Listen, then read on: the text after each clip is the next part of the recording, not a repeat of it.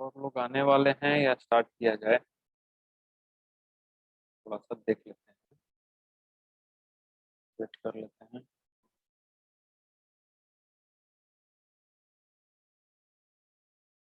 बोलिए।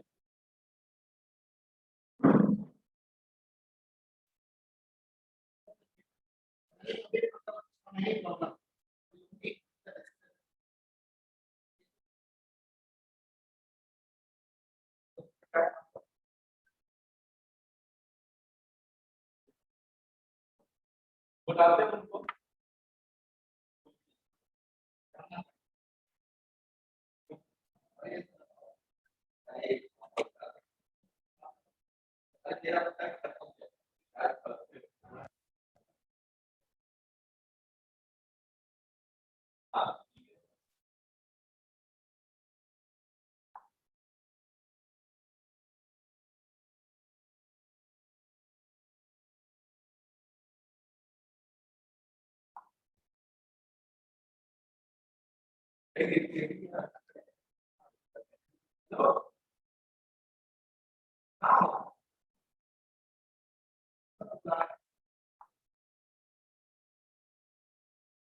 ठीक है, तो स्टार्ट किया जाए। ठीक है। हाँ, तो पिछले क्लास में हम लोग कहाँ तक पढ़े थे? ठीक है, पिछले क्लास में हम लोग कहाँ तक देखे थे? एलिंगम डायग्राम आज स्टार्ट करने वाले थे ना। बेसिकली एलिंगम डायग्राम यहाँ तक अपना हो गया था। एक जोन रिफाइनिंग हम लोग को बताना था। ठीक है, जोन रिफाइनिंग भी अपने को बताना था।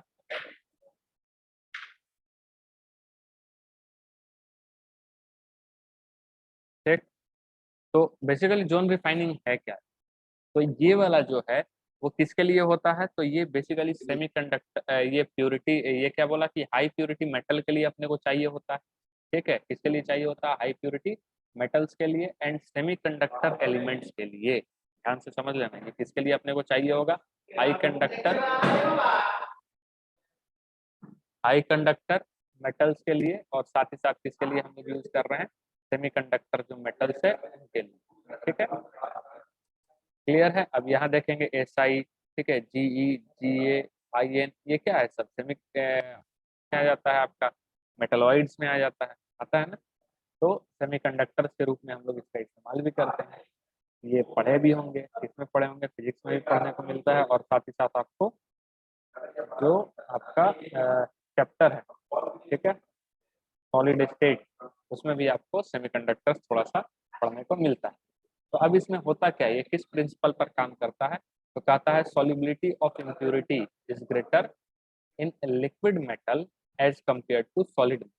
तो सिंपल सा है, सॉलिड मेटल है, एक लिक्विड मेटल, ठीक है, तो उसके कंपैरिजन में मतलब बेसिकली सॉलिबिलिटी ऑफ इम्प्योरिटी क्या रहेगा? ज्यादा रहेगा in liquid metal as compare to solid metal. ठीक है, बात समझ में आया? Solubility of impurity is greater, यानी कि वो सॉल्युबल हो जाएगा लिक्विड मेटल में।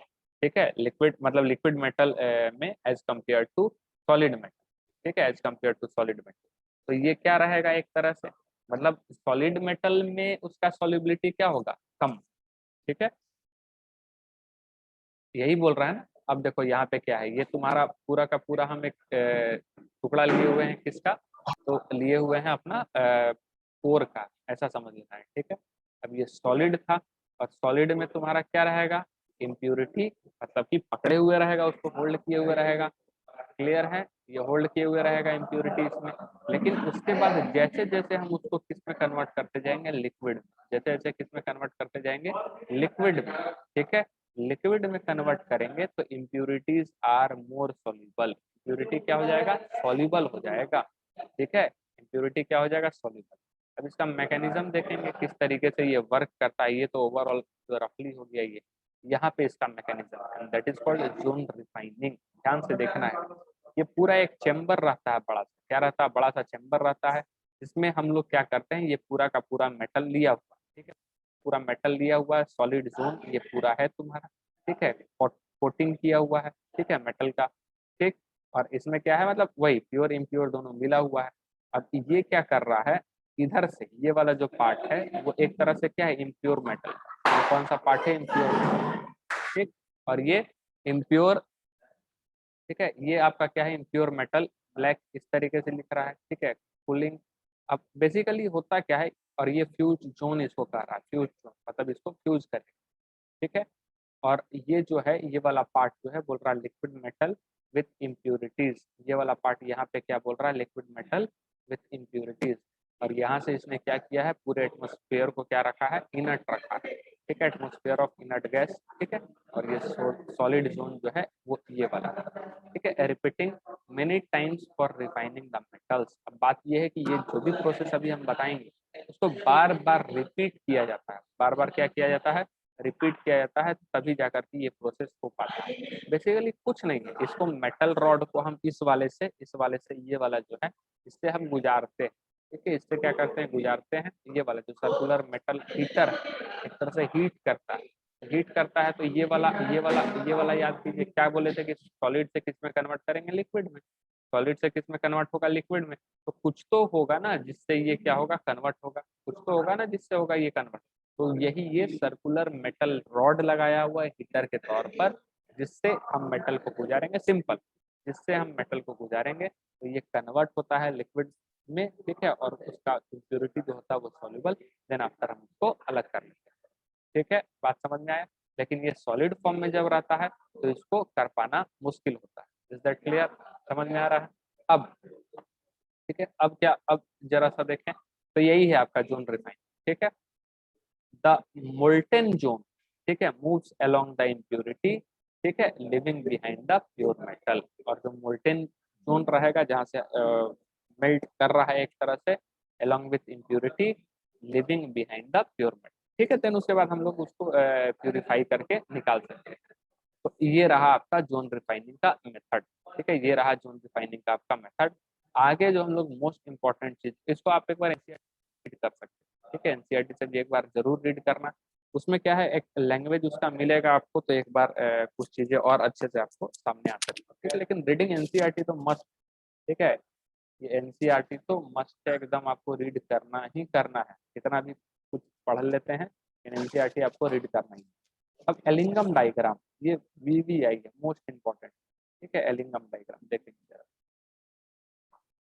ठीक है, मोस्ट इंपॉर्टेंट। अब एलिंगम डायग्राम में होता क्या है कि thermodynamics of reduction of oxide, basically thermodynamically heat दे करके हम लोग ऑक्साइड को क्या करते हैं, रिडक्शन ऑफ ऑक्साइड करवाते हैं और हमको प्योर मेटल मिलता है, ठीक है। तो ये एलिंगम डायग्राम क्या बोलता है, सबसे पहले तो ये जानेंगे कि डेल जी, ये पढ़ चुके हैं हम लोग किसमें, यस, बहुत सारे चैप्टर में काम अपने आता है, लेकिन बेसिकली थर्मोडायनेमिक्स का है। तो डेल जी जो होता है, change in Gibbs free energy, del G is equal to del H minus T del H, ठीक है। और डेल एच क्या है, स्पॉन्टेनिटी है, ठीक है। तो जाहिर सी बात है, एक प्रोसेस को स्पॉन्टेनियस करने के लिए क्या होता है, डेल जी अपने को क्या चाहिए, निगेटिव, ठीक है। प्रोसेस को क्या करने के लिए, विजिबल करने के लिए, स्पॉन्टेनियस करने के लिए डेल जी क्या चाहिए आपको, निगेटिव चाहिए। अब सपोज दैट ये क्या है अपना मेटल, और इसमें क्या है ऑक्सीजन, ये क्या बन गया, मेटल ऑक्साइड, ठीक है, मेटल ऑक्साइड। वही मेटल O2 क्या बन गया, M2OX, ठीक है, मेटल ऑक्साइड का फॉर्मेशन हो गया। अब यहाँ पे ये जो है O2 जो है वो किस फॉर्म में है, गैस फॉर्म, ठीक है। अब गैस फॉर्म में है तो जाहिर सी बात है इसमें क्या रहेगा, डिसऑर्डर रहेगा, मतलब इधर उधर मूव करने का टेंडेंसी रहेगा ना, कहने का मतलब ये, ठीक है, मूव करने का टेंडेंसी रहेगा, तो इसी को हम लोग क्या बोल दिए, डिसऑर्डर, ठीक है, क्या रहेगा, डिसऑर्डर। और डिसऑर्डर यदि इसमें है, मतलब कि इधर उधर मूव करता है, मतलब इसमें क्या है, रेमनमनेस, क्या है, रेमनमनेस। तो इसमें क्या होगा, रेमनमनेस ज्यादा होगा, ठीक है। और रेमनमनेस से क्या बताता है, आपका एंट्रोपी को बताता है। और सिंपल है, एंट्रोपी को क्या बताएगा, कौन बताएगा, रेमनमनेस बताता है। अब ये जो है, यदि ये जो बना ऑक्साइड जो बन गया वो किस में बन गया, सॉलिड में। और सॉलिड में क्या हो जाएगा, ऑर्डर्ड में। ऑर्डर्ड में कहने का मतलब रेमनमनेस का क्या हो जाएगा, डिक्रीज, ठीक है। रेमनमनेस इधर उधर जाने का जो रहता है वो क्या हो जाएगा, डिक्रीज हो जाएगा, ठीक है। अब सिंपल सी बात है कि ग्रेटर द रेमनमनेस, जितना ज्यादा रेमनमनेस होगा उतना ही ज्यादा इसका डिसऑर्डर होगा, ठीक है। जितना ज्यादा डिसऑर्डर होगा उतना ही ज्यादा इसका क्या होगा, एंट्रोपी होगा, दैट इज डेल एच, ठीक है। In this process entropy decreases, और इस प्रोसेस में एंट्रोपी क्या होता है, डिक्रीज हो जाता है, ठीक है। यानी डेल एच क्या हो जाएगा आपका, negative. Del G is equal to क्या पढ़े, del H minus T del S.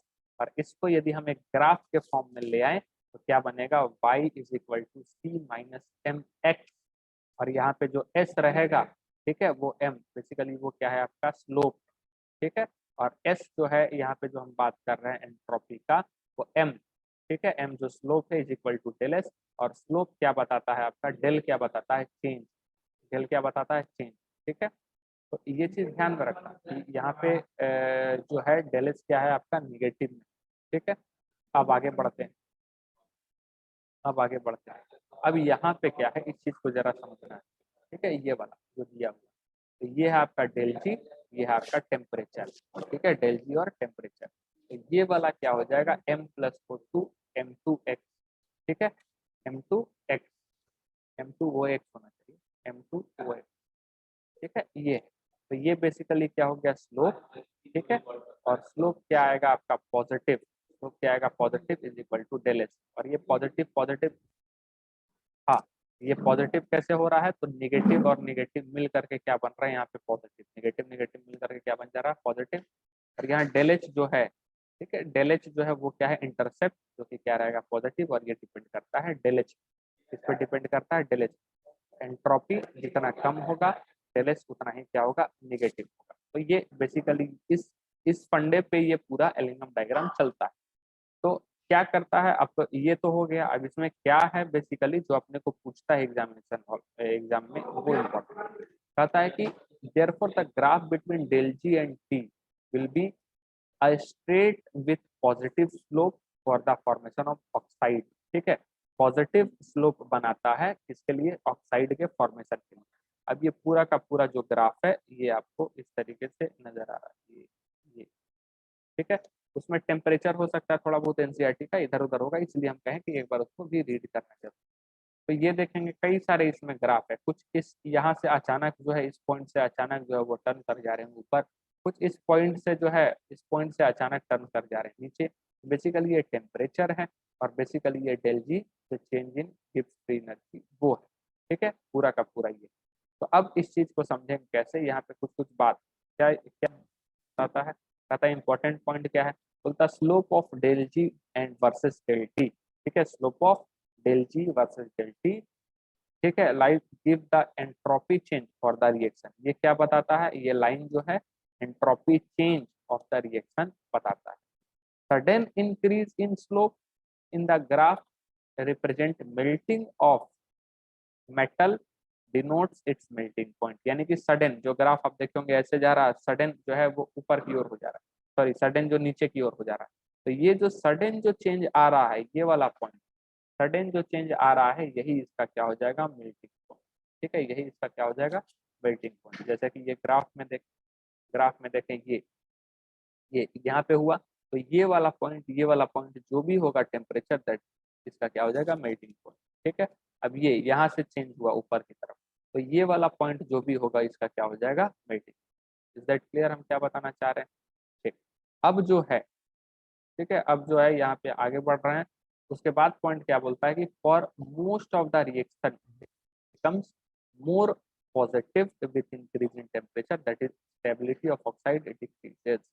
समझ में आया, कहता है कि कई सारे रिएक्शन के लिए डेल जी क्या हो जाता है, बहुत ज्यादा पॉजिटिव हो जाता है, टेम्परेचर के इंक्रीज होने पर, टेम्परेचर इंक्रीज होगा तो डेल जी भी क्या हो जाएगा, पॉजिटिव हो जाएगा, जिसके कारण स्टेबिलिटी ऑफ ऑक्साइड क्या हो जाता है, डिक्रीजेस। ये भी देखने को मिलता है। उसके बाद जो फोर्थ पॉइंट है वो मोस्ट इंपॉर्टेंट है, फोर्थ पॉइंट जो मोस्ट इंपॉर्टेंट है वो क्या, द मेटल उस ग्राफ लाइज बिलो, ठीक है, can reduce the oxide of metal laying above it, यानी कि जो नीचे वाला है, द मेटल उस ग्राफ लाइज बिलो, नीचे जो ग्राफ है उसका, जैसे कि मान लेते हैं दो लाइन इस तरीके से या दो तीन लाइन इस तरीके से जा रहा है, तो नीचे वाला जो भी होगा, जो भी ग्राफ नीचे को रिप्रेजेंट कर रहा है, वो ऊपर वाले ऑक्साइड को जो है वो क्या करेगा, रिड्यूस कर सकता है। अंडरस्टूड, यानी कि अब एल्युमिनियम ऑक्साइड और मैग्नीशियम, एल्युमिनियम ऑक्साइड और मैग्नीशियम, तो ये क्या नजर आ रहा है, एल्युमिनियम ऑक्साइड कहाँ है, ये है एल्युमिनियम ऑक्साइड, और ये है मैग्नीशियम। तो मैग्नीशियम कहाँ है, नीचे, तो वो ऊपर जो भी मिल रहे हैं उसको क्या करेगा, रिड्यूस करता हुआ जाएगा। समझ में आया। और अब ये देखो, Zn, तो वो ऊपर वाले को रिड्यूस करेगा, नीचे वाले को नहीं। हाँ, लेकिन नीचे वाला किसको करेगा? ऊपर वाले को। ठीक है, तो Mg का रिएक्शन किसके साथ होगा? Mg किसको रिड्यूस करेगा? Al2, इसके ऑक्साइड को। ये जो मेटल है वो किसको करेगा? इसके ऑक्साइड। ठीक है, इसके ऑक्साइड को। ये जो मेटल है वो किसको करेगा? इसके ऑक्साइड। अंडरस्टूड? ये जो मेटल है वो किसको करेगा? इसके ऑक्साइड। तो मतलब ऊपर जो भी ऑक्साइड है उसको। तो क्या हो जाएगा यहाँ पे? तो क्या हम देख रहे हैं Al2O3, Mg क्या बन जाएगा? MgO। ठीक है, क्लियर है? और ये क्या बन जाएगा? 2Al। क्लियर? यानी कि इसको मेटल, फिर से बोल रहे हैं, वो क्या कर रहा है? इसको reduce the oxide, sorry oxide यदि बोल दिए होंगे तो गलत है, कैन रिड्यूस, इसको करेगा रिड्यूस। तो यहाँ देखिए इसका जो भी ऑक्सीजन था वो बाहर निकल गया। ठीक है, और यहाँ पे आ गया MgO, खुद ऑक्सीडाइज हो गया और इसको क्या कर दिया? Reduce. As per graph between upper and lower curve increases the tendency of lower metal to reduce the oxide of higher metal. जितना ज्यादा नीचे वो होगा और जितना ज्यादा ऊपर, बेसिकली डिफरेंस जितना ज्यादा होगा उतना ही आसानी से उसको क्या करेगा? वो मेटल, उस मेटल ऑक्साइड को रिड्यूस करेगा। अब जैसे कि ये एक ग्राफ है, उसी ग्राफ का ये एक हम लिए हुए हैं। ठीक है, उसी ग्राफ में से ये दो जो स्लोप है बेसिकली वो लिए हुए हैं। तो इसमें कार्बन का नजर आएगा। ठीक है, डेल जी, और ये तो एक carbon plus O2 carbon dioxide यहाँ आपको नजर आएगा, CO plus half O2 CO2 यहाँ नजर आएगा, और इस टेम्परेचर के बाद CO प्लस हाफ, मतलब ये नजर आएगा, ये ग्राफ। और यहाँ पे सेम कार्बन मोनोऑक्साइड बनते हुए ये पूरा का पूरा लाइन आपको नजर आएगा। तो ये तीनों जो लाइन है, तीनों जो स्लोप है, वो एक जगह क्या कर रहा है? कट कर रहा है, ये वाला पॉइंट। तो बेसिकली क्या बोले हैं कि जहाँ पे चेंज आ रहा है, ठीक है, ये वाला, ये देखें, ये वाला, ठीक है, ये वाला, ये वाला। ठीक है, तो यहाँ पे देखेंगे ये टेम्परेचर कितना? 710। एनसीईआरटी में कुछ डिफरेंट, मतलब थोड़ा सा चेंज करके दिया हुआ, तो एनसीईआरटी थोड़ा इसको देख लेंगे जरूर से। ठीक है, ठीक है, एनसीईआरटी देखें। तो क्या हम बोले कि जो नीचे रहेगा वो रिड्यूस करेगा ऊपर वाले, मेटल जो नीचे है वो ऊपर वाले ऑक्साइड को रिड्यूस करेगा। तो जब ये इस टेम्परेचर पे था, जब ये इस टेम्परेचर पे था, तो आप देखो नीचे वाला जो रहेगा वो ऊपर वाले को रिड्यूस कर देगा। लेकिन जैसे ही इस पॉइंट को क्रॉस किया, जैसे ही इस टेम्परेचर को क्रॉस किया, तब नीचे वाला जो मेटल है वो ऊपर वाले को क्या करेगा? रिड्यूस करेगा। मतलब इस टेम्परेचर के बाद, इस टेम्परेचर के बाद दोनों जो हैं, तो जिसको रिड्यूस कर रहा था, अब उसका ऑक्साइड रिड्यूस होने लगेगा, और जो रिड्यूस हुआ था उसका मेटल उसको रिड्यूस करने लग जाएगा। अंडरस्टूड हम क्या बोल रहे हैं? ठीक है, तो देखो यहाँ पे हम लैंग्वेज में भी लिखा हुआ है क्या? Since graph of CO below lies, ठीक है, CO lies below carbon at temperature less than 710 degree C, therefore CO will be the better reducing agent। अब ये वाला हम ग्राफ की बात करें, ये वाला ग्राफ की बात हम किए, ध्यान में रखना ये वाला ग्राफ की बात हुआ है। ठीक है, तो ऐसा मत समझने लग जाना कि दोनों से। अब इस वाले ग्राफ की बात कर रहे हैं, तो बोलता है एबव 710, 710 के बाद, क्योंकि ये नीचे आ गया है। ठीक है, the graph of C gives CO, ठीक है, lies below the graph of CO gives CO2, therefore above 710 CO, ठीक है, CO will better reducing agent। बात समझ में आया? फिर ये जो है वो बेटर रिड्यूसिंग एजेंट की तरफ पे नजर आएगा। तो यही है ग्राफ का ऊपर नीचे मेल्टिंग पॉइंट। ठीक है, कहाँ से डायरेक्ट ऊपर उड़ जाना, बस यही। At temperature 7 below 710 CO is the better reducing agent. ठीक है, CO प्लस हाफ O2 क्या बन रहा है? CO2, therefore formation of CO2 will be favoured at less than 710 degree Celsius, और at 710 carbon is better reducing agent. ठीक है, carbon is better reducing.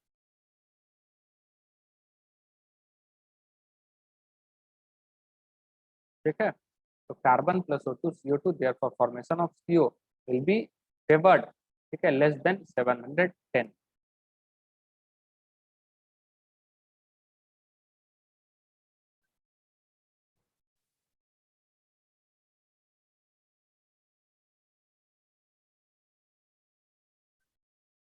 यहाँ कार्बन होगा जी, लगता है यहाँ जो है ना कार्बन होगा ना, केवल कार्बन। ठीक है, CO नहीं, कार्बन, केवल कार्बन।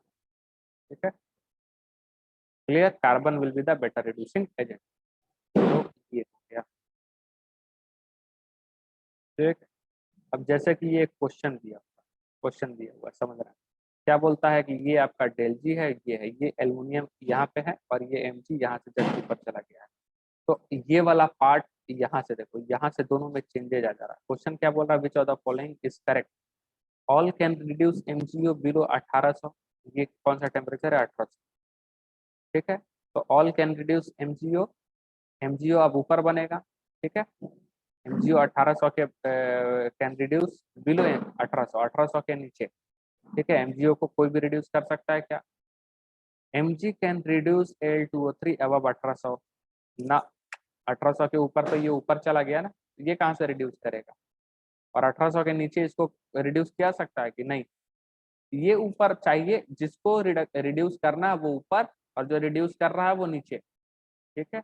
और ये वाला देखो Mg Al2O3 बिलो, यस, तो Mg can reduce Al2O3 below, तो जैसे ही नीचे आ गया 1800 के, तो Mg जो है तो किसको रिड्यूस कर सकता है, Al2O3 को आसानी से, that's why option C is correct, ठीक है। एल, सॉरी यहाँ एल्युमिनियम था ना, aluminium can never reduce MgO as Mg is more electropositive, नहीं ये तो गलत है, टेम्परेचर पे डिपेंड करता है, वो कर सकता है, ठीक है। तो ये एलिंगम डायग्राम पूरे तरीके से आपका समाप्त होता है। इसमें कोई डाउट है तो पूछ सकते हैं,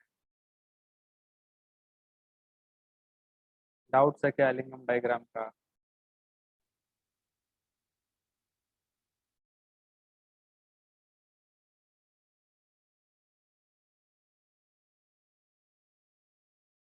ठीक,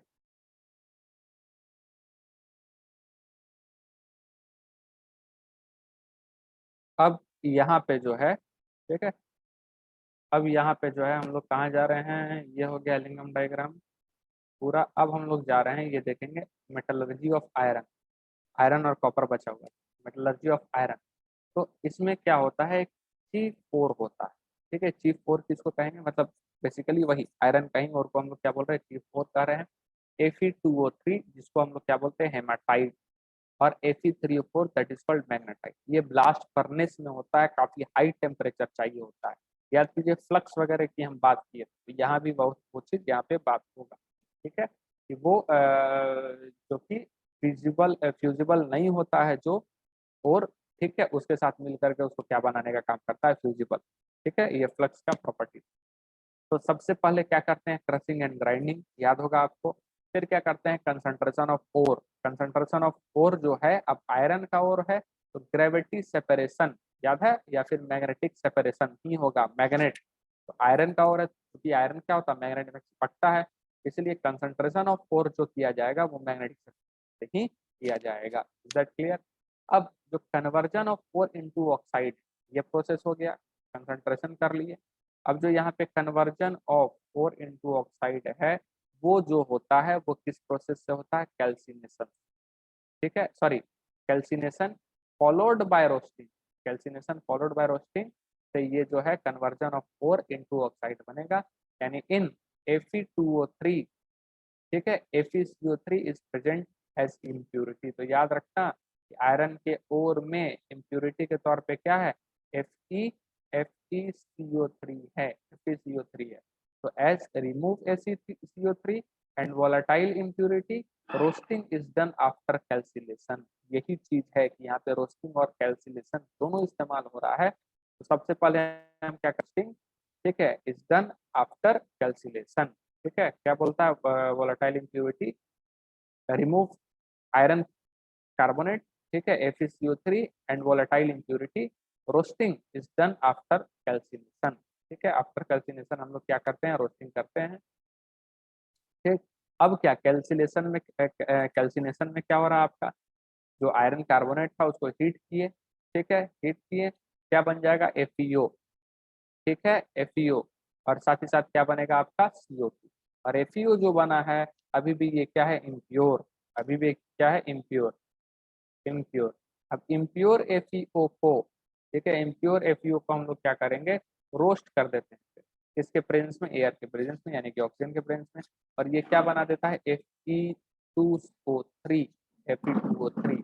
और इसमें इम्प्योरिटी जो निकला वो क्या निकला, सल्फर डाइऑक्साइड, ठीक है। और क्या निकलेगा, एल्युमिनियम आर्सेनिक ऑक्साइड, और क्या निकलेगा, फॉस्फोरस पेंटा ऑक्साइड। तो ये तीन जो है इम्प्यूरिटी निकले, कौन कौन सा, SO2, AS2O3 और साथ साथ P2O5। तो इसका इम्प्यूरिटी भी पूछ लेता है, बोलेगा कि आयरन का जो ओर है उसमें इम्प्यूरिटी कौन कौन, मुख्य मेन इम्प्यूरिटी कौन कौन सा है। ठीक है, तो ये ध्यान में रखें। अब calcination and roasting done in laboratory furnace, ये भी ध्यान में रखेंगे, पूछ लेगा कि कैल्सिनेशन और रोस्टिंग जो है वो कहाँ पे हो रहा है, तो इसका नाम क्या है, लेबोरेटरी फर्नेस। ये इससे डी एंड एफ ब्लॉक वाले चैप्टर में भी हम बताएंगे लेबोरेटरी फर्नेस के बारे में। ठीक है, थोड़ा सा डिस्कशन हुआ था। तो रिडक्शन ऑफ क्या हो रहा है, अब ये हो गया। अब रिडक्शन करेंगे Fe2O3, Fe2O3 का, जिसको हम लोग क्या कहेंगे, स्मेल्टिंग। स्मेल्टिंग कहते हैं। तो smelting is carried out in blast furnace. ठीक है, स्मेल्टिंग जो होगा वो ब्लास्ट फर्नेस में होगा, कैल्सिनेशन रोस्टिंग जो होगा वो रिवर्टरी फर्नेस में होगा। ठीक है, तो ये रहा आपका ब्लास्ट फर्नेस। टेम्परेचर बहुत जबरदस्त हाई इसका होता है। ठीक है, टेम्परेचर बहुत जबरदस्त हाई होता है। तो देखो क्या है,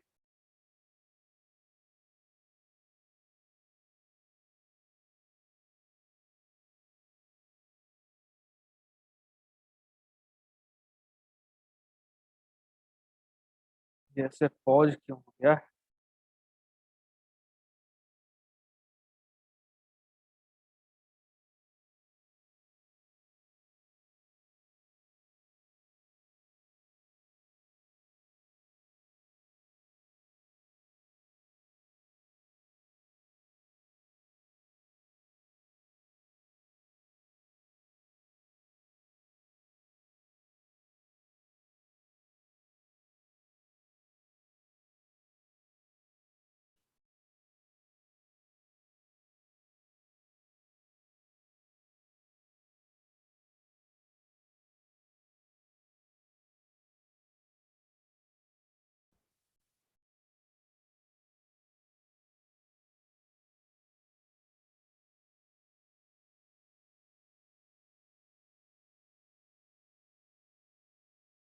शेयर स्क्रीन नहीं लगता फौज।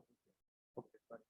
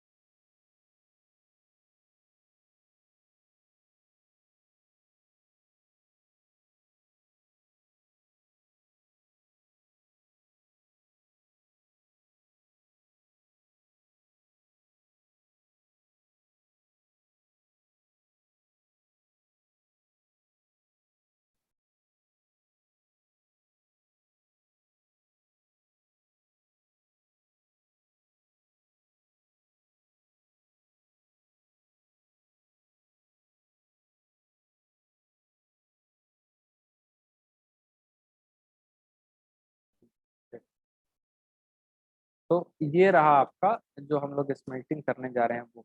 ठीक है, तो बेसिकली ये किस में हो रहा है, ब्लास्ट फर्नेस में। ठीक है, तो देखो ये पहले से एक कहता है कि ब्लास्ट फर्नेस जो है, ठीक है, वो डिवाइड किया गया है चार चार जोन, 4 जोन। पहले वो कहते हैं कंबसन जोन। तो कंबसन जोन बेसिकली क्या होता है, इसका टेम्परेचर तकरीबन 1800 से 2000 डिग्री सेल्सियस होता है। Lowest part of the furnace, सबसे जो नीचे वाला पार्ट होता है फर्नेस का, वो वाला कौन सा पार्ट आपका कहलाएगा, वो आपका कहलाएगा कंबसन जोन। ठीक है,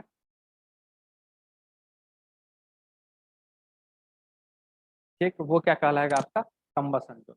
और combustion of carbon will occur, यहाँ पे क्या होगा, कंबसन ऑफ कार्बन होगा, जिसको कार्बन प्लस हाफ O2 करते हैं, क्या बनेगा, कार्बन मोनोऑक्साइड। और ये carbon monoxide and heat remove upward in the blast furnace. ठीक है, कार्बन मोनोऑक्साइड तो निकलेगा, साथ ही साथ हीट भी निकलेगा इससे, जो कि ब्लास्ट फर्नेस के ऊपर की तरफ ये बढ़ता हुआ चला जाएगा।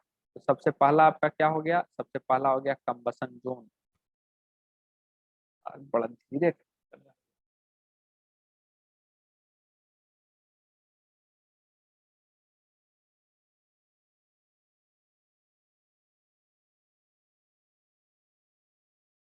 ये देखो,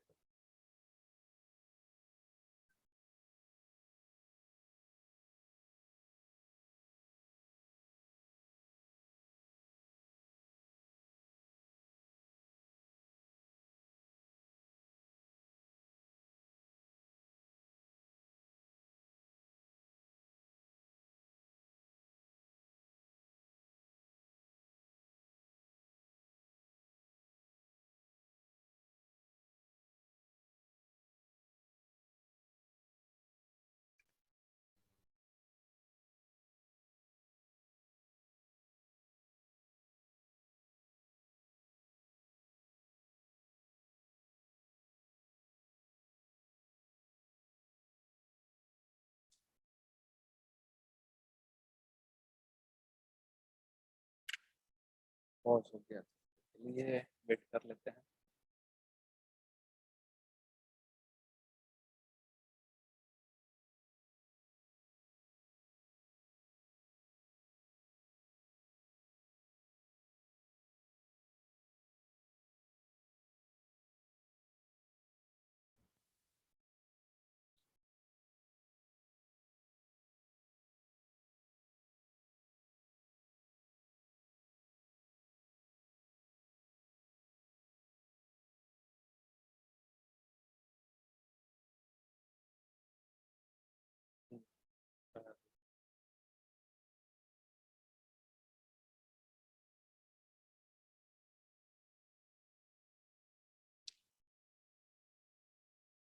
जी, ठीक है। तो ये बेसिकली क्या हो रहा है कि ये वाला जो सबसे नीचे वाला जो पार्ट, ठीक है, कौन सा, ये वाला, ये देख रहे हैं यहाँ टेम्परेचर कितना मेंशन किया गया है, 2000 डिग्री सेल्सियस।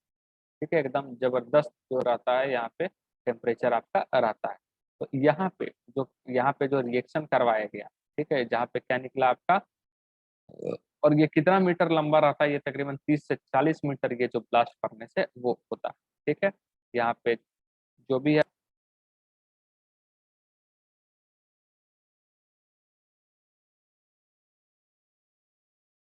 ठीक है, 10 मिनट में आप बोल रहे टाइम और भी।